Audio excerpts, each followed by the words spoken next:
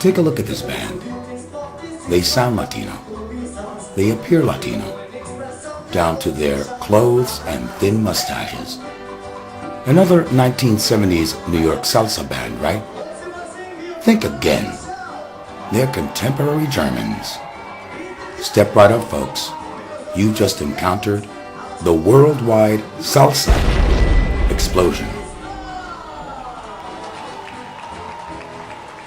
So we're gonna start with the basic.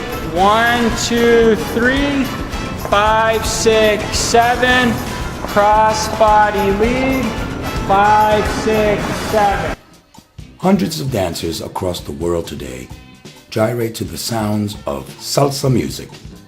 Instructors and students of every shape, color, and nationality learn the basic moves and turns to stay on beat.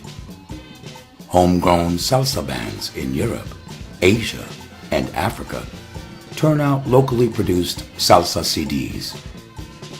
How did the music of a 70s urban subculture soar to such global heights? It all begins at a Bronx-based record label, Alegre Records, founded by Al Santiago in 1956. A young graphic artist, Izzy Sanabria, who collaborates with Santiago starting in 1960 to create historic album covers and marketing strategies for the label.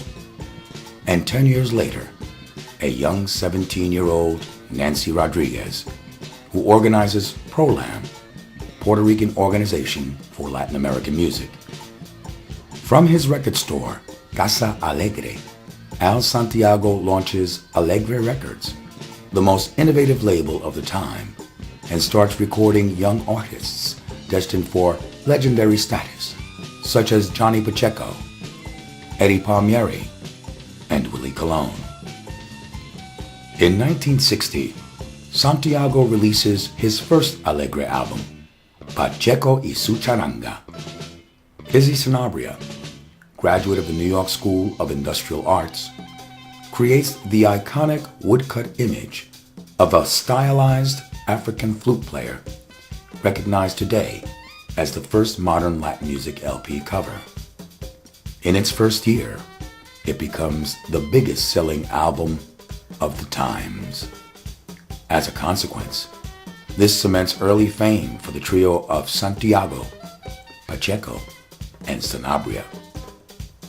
In 1961, Al Santiago creates the Alegre All-Stars, featuring Pacheco, and influenced by the well-known Cuban jam sessions Descargas Cubanas of the 1950s on the Pan-Art record label.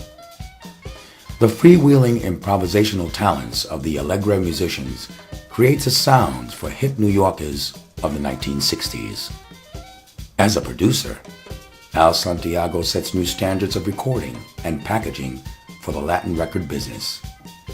He is a great enabler of talent, and not just performing talent, such as giving Izzy Sanabria the creative freedom to design those trend-setting Alegre covers. Santiago leaves an innovative blueprint for others to follow.